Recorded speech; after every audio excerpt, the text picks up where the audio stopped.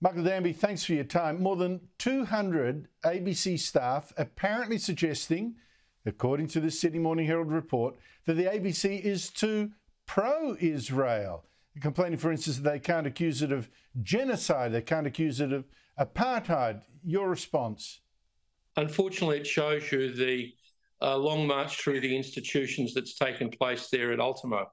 Andrew, I've been surprised, as I note you have, that however ABC 7:30 host Sarah Ferguson seems to have been tough on both sides. She's asked Mark Regev some hard questions, and she also gave that Hamas spokesman the rounds of the kitchen. So as long as it doesn't affect the coverage of major people like that, we're okay. But it just shows you what's happening elsewhere in ABC 24 and in Radio National and all of the corners where these people hide on our taxpayers' money.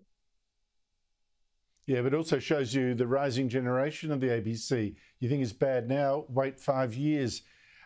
This bit of the report was interesting, Michael, that a number of journalists from Muslim and Arab backgrounds have expressed concern that a perception the ABC was too pro-Israel had impacted their relationships with their communities and their ability to do their jobs even. Now, that is ominous for me. I mean, I'm thinking the ABC's coverage, it should be altered so that staff who are Arab and Muslim, and the ABC has gone to great pains to recruit them, have an easier time in their communities, by which they don't mean the wider Australian community, of course. I mean, seriously, Michael, what is going on? Shouldn't all journalists be held to the same standard regardless of background? I hope, to your earlier point, that some of these young people eventually grow up and see there is a wider world. We never demanded that there be an equal number of casualties when we were bombing the Germans or the Japanese in the righteous and just war, Second World War, or similarly with Daesh, with ISIS. So the sickening body count that these people impose and then say they can't reconcile it with their communities is not the way objective journalists should look at it, or anyone with any historical insight. What's happening at the ABC, Michael, is really appalling, and the coalition, should they win government in the next election, have really got to do something about it. Today, more than 100 Holocaust survivors living in Australia have issued a joint statement with their pictures on it, or at least of those who dared to be identified in these days, saying, never did we think that we would witness a reenactment of this senseless and virulent hatred of Jews that we faced in Europe. Under the Nazis, they mean. They go on, the actions of Hamas are so familiar, so barbaric, yet instead of condemning this, the response across the globe is a shameful spike in anti-Semitism. Is that how you see it?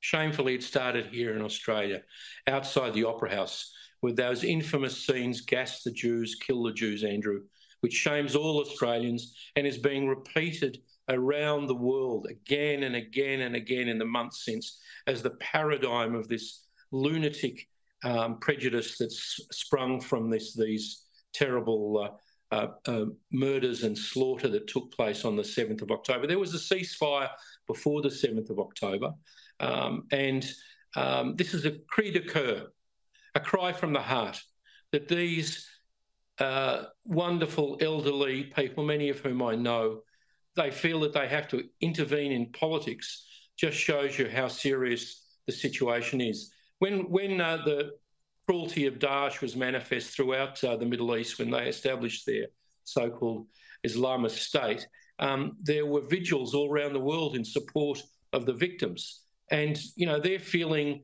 the silence of many people who are probably too afraid to speak up against these violent mobs in the city. And part of the problem is, on our behalf, the organs of the state, the ASIO and the police need to stand up more. How can we have people beaten up who are selling poppies in British railway stations, or elderly men in the street being beaten to death as they were in Los Angeles, or someone in Arncliffe, as Sharry Markson pointed out last night? This is not good enough. This is what these 100 courageous survivors are giving us moral leadership on. Yeah, well, where's your Labor Party, Michael? Where's the Labor Prime Minister? I mean, seriously, they're on mute on this one. You know, Albo should get back to Australia. Penny Wong should speak out about this. I know Richard Marles and Peter Khalil have got these Trotskyist and Islamist fanatics demonstrating outside their office to try and stifle them. But these people should speak up. Bob Hawke would have, Kim Beazley would have, Bill Shorten would have, and they need to say that this anti-Jewish rhetoric and violence can't continue. I hope Chris Minns pursues those evil people who yelled that outside the Opera House and who have defamed Australia all around the world. It's much more so than the referendum. It's influencing how people perceive Australia.